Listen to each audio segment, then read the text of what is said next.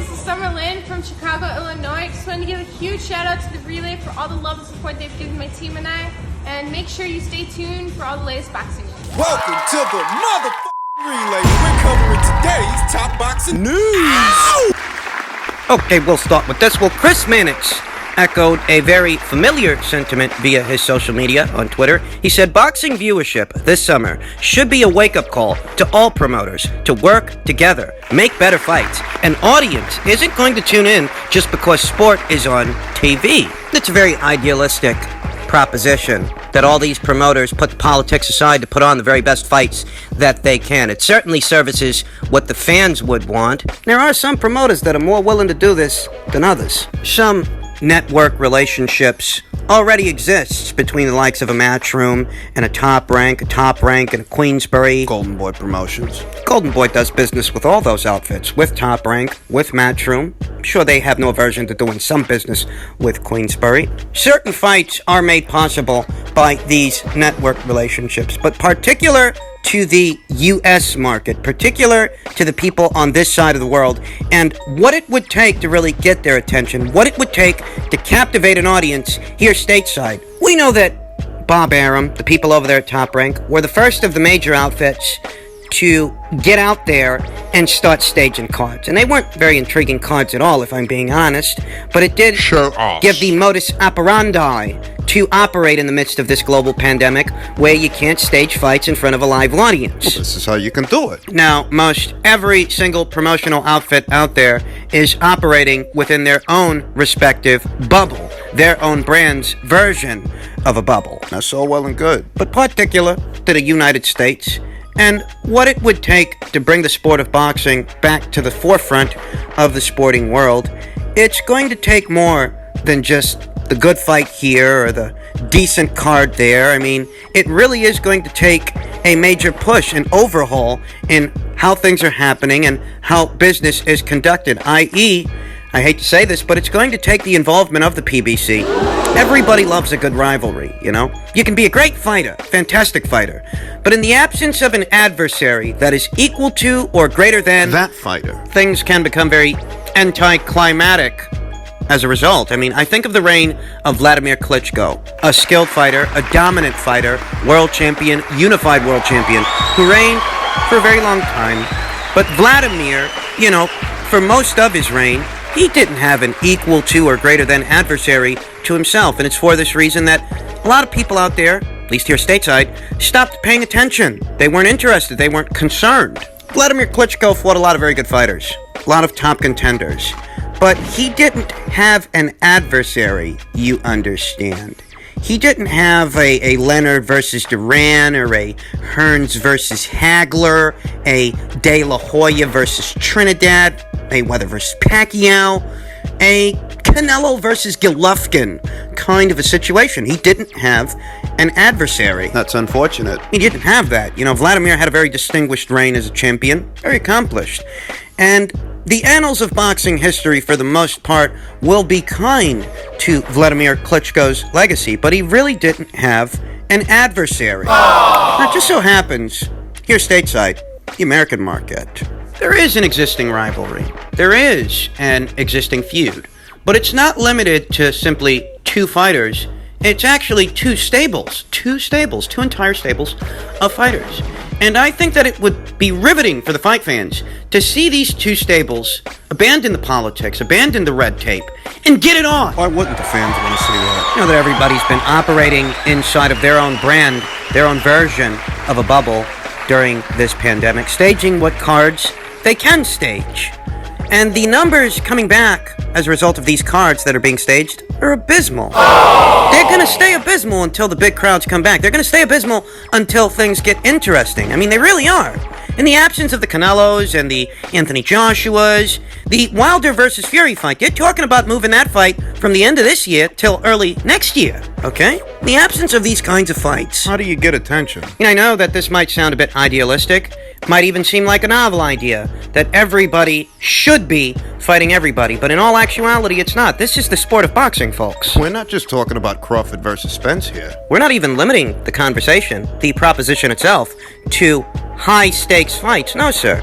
You can have this kind of a situation, feed this kind of a rivalry at the prospect and contender level, where you don't have as much to lose. You start off small, but you make it clear that this is a rivalry that you are building, that this is a feud that you're feeding, and the boxing fans get to watch it. Imagine a world where Top Rank versus PBC is an actual thing. Golden Boy An 2. actual tournament featuring fighters from both stables, carrying the brand on their backs and staking it in the ring, because unless there's something on the line, nobody gives a shit. That's the truth. You're really not fooling anybody by protecting your assets, protecting your investments, and having little more than in-house fights for trinket titles. You think anybody's falling out of their chair over Dulorme versus James or Ugas versus Ramos for a WBA baby belt? Do you really think that somebody's interested in those fights? Do you really think you're fooling anybody staging those kinds of cards? But you take that same pool of options, you take those same fighters, and you mix and match their names with the names of other fighters from another stable.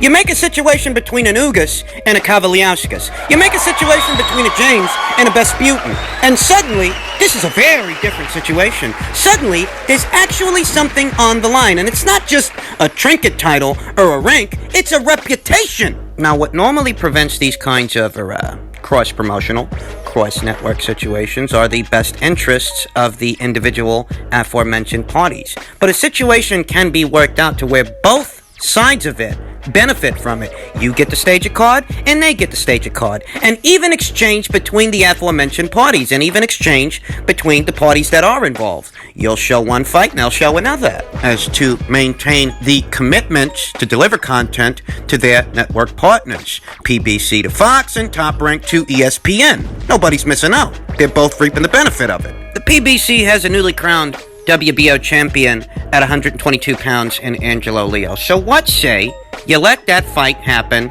on DAZN, for example. Have Angelo fight MJ Akhmadaliev. In return for that, you have a Billy Joe Saunders versus Caleb Plant situation on Fox, a Showtime, and even exchange. You get a unification match, and so do we. That's with Matchroom. With Top Rank, you got two separate world champions that are Top Rank fighters in a 130-pound division. So what say you send one of those champions over to the PBC for a unification match with the winner of Santa Cruz versus Davis. You send one of those champions over there to the PBC side of things, and in return for that, maybe they send you Errol Spence to have that fight with Terrence Crawford. If that's too much to ask, if you don't think that's an even exchange, okay, you send him a couple of your welterweights. Maybe not Errol, but you send him Keith. Sergey Lopinets, Danny Garcia. I mean, there are other guys over there, other names to go around. The bottom line is, a schematic can be made as to how this would work, how all of this would operate, to where both outfits involved get an even exchange of intriguing fights they can stage for their network affiliates. So nobody's missing out. It can be done.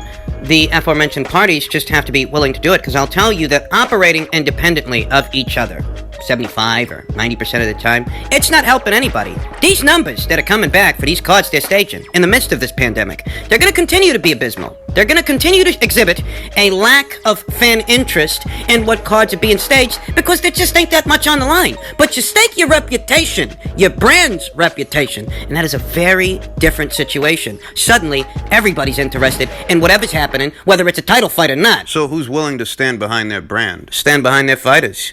In truth, I don't know that anyone can expect for this to actually happen, for this to actually come to pass. I don't know that anyone could, but I'll tell you what they can expect. If things don't change, these numbers are going to stay abysmal, and boxing itself as an organized sport will move to the background, further in the background of organized sports here in this country, because it's just not providing enough sizzle, enough intrigue, and that's what it takes to sell it.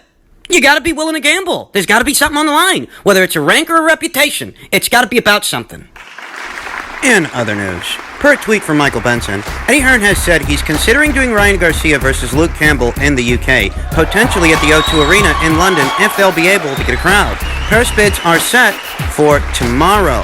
And you would think that a price bid would make this otherwise immaterial situation more material, more tangible. But the reality of it is, there's nothing stopping Ryan Garcia and Golden Boy Promotions from walking away from this thing. I mean, there really isn't. Aww. If Ryan Garcia and Golden Boy Promotions choose to forego this Luke Campbell fight, this Luke Campbell mandate, what's the consequence? What do they got to lose? Ryan Garcia is not a world champion. He's not holding a world title of any kind. So if he decides to skip this mandate, what does it really cost him? He thinks he's arrived already. Based on a very hefty social media following that here today doesn't actually translate into ticket sales and live gate revenue because there is no live gate, yet he still insists. He's a star. And if Eddie Hearn's plan is to stage this fight in the United Kingdom at the O2 Arena in front of a crowd, the safe assumption is this is something that would be happening, I don't know, in the fall and winter months. No guarantee that crowds will return to boxing by that time, but, you know, that would have to be the assumption, wouldn't it? Because here today, that's not what's going on. There ain't no crowds. And look at what effect that is having on other fights set to go down at or around that time. The Vasyl Lomachenko versus Teofimo Lopez fight, tentatively set to go down on October 3rd. We don't know that crowds are going to return to boxing by that time, and as a result of that, there's less money in the pot than originally anticipated. So now the wheels that were in motion for that fight effectively slowed down, and everything is in the air.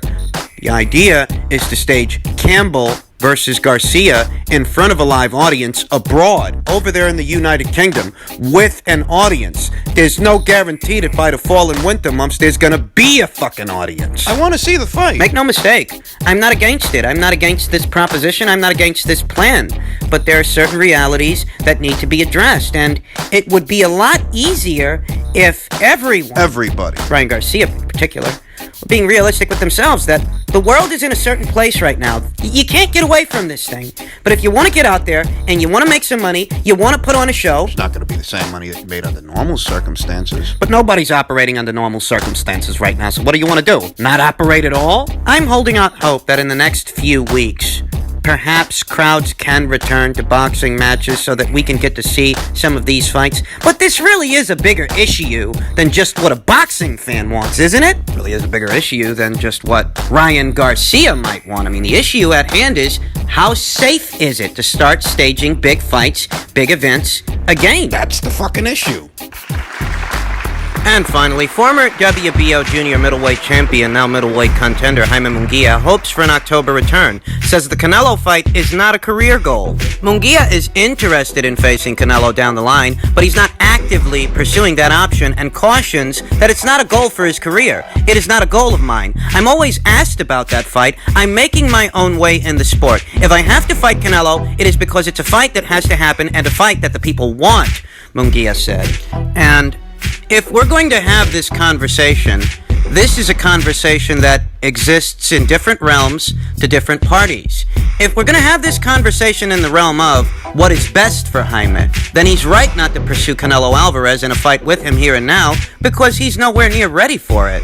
I mean, Jaime Munguia operated on the outskirts of the junior middleweight division, defending his WBO title, which he won from a blown-up welterweight. You know, Jaime never had a fight with an Erickson Lubin or a Julian Williams, a Nathaniel Gallimore, an Ishe Smith, a Cornelius Bundridge, obviously not either of the Charlo brothers or a Jarrett Hurd. Essentially, Jaime Munguia reigned as a champion in the junior middleweight division due to a happenstance, if you will, a fortuitous occurrence. But as far as testing his mettle against the best and brightest fighters at that weight, he didn't do that. And you can say it was the politics of boxing. You can say he was protected. You can say what you will. But one way or another, these are fights, experiences that he didn't have in the junior middleweight division. Here today, he's campaigning as a middleweight. He needs experiences there. Of course, I'll tell you the truth. I got nothing against Jaime. God bless him and his family.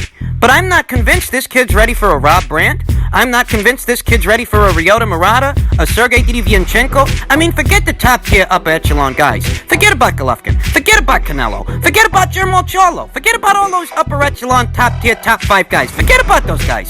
I'm not convinced that Jaime's ready for some of the contenders that are floating around. Is he ready for a Chris Eubank? These are legitimate questions, not harsh criticisms. I'm not trying to take the piss out of the kid. I'm just being honest that if I had to put my money down on Jaime versus Sergey or Jaime versus Ryota Murata, I don't trust Jaime with my money yet. So he still has experiences that he needs to have here and now. As a middleweight, he's nowhere near ready for someone as seasoned as Canelo Alvarez. So he's right not to pursue that fight. And I'm not trying to coddle him. I'm not advocating for or against his protection. Put simply, what I'm telling you is, I don't think a fight with any upper echelon fighter in the middleweight division would end well for Jaime. Not here and not now. I mean, how do you think he would do against Jermall Charlo? How do you think he would do against Gennady Golovkin, Canelo Alvarez, Demetrius Andrade, Sergey Derevianchenko? How do you guys think he would do? I don't think you guys would pick Jaime to win that fight any more than I would. And that's what I'm talking about. You're gonna be saying what I'm saying. That's why they're moving him the way that they're moving him, and that's why they're matching him the way that they're matching him. Whether you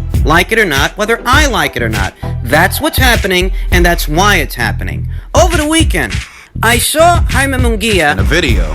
mention Gabriel Rosado as a potential opponent option. And if I'm being honest, I think that's a good fight for him. I think it makes sense. And it's because Jaime's not so good a fighter. But Gabe can't test him. He can test him. He might go out there and make Jaime look bad. And that's because I don't have any illusions about Jaime. I don't overrate him. The kid needs work. You might hear him say that he's not actively pursuing a Canelo Alvarez fight. I'm just thinking to myself the whole time, you better not be. Because you're nowhere near ready for that fucking guy. You go pursuing that guy, and you might fuck around and find him. If you find him, your ass is grass. Right now, given where Jaime is as a fighter, as an athlete, there's a lot of fights that he's really not ready for. There's that to consider, and there are also the politics of boxing to consider. What fights with what fighters are immediately available to him. That also has its role to play in his overall development. Ask me, and I see a situation to where, you know what? Jaime Munguia's resume might end up looking a lot like Zurdo Ramirez's resume. Jaime was a champion, and so was Zurdo, with the same sanctioning body, I might add, the WBO, and, you know, Jaime's resume is a bit on the thin side at junior middleweight, the same way that Zurdo's resume was a bit on the thin side at super middleweight. And there were politics there too. The same way there were politics here. It's not that there's a scarcity of options for Jaime, it's more along the lines of what options are available to him may be options that he as a fighter isn't even ready for. So they're going to be very careful with this guy, and this is what I've been telling you the whole time. You want to criticize him for it? You can. You want to be understanding? You want to cut him some slack? You can do that too. But it's clear that Jaime Munguia really isn't ready for the upper echelon fighters in the middleweight division because he never fought the upper echelon fighters in the junior middleweight division. So that's going to be the case throughout. Yeah, tell me something I don't know.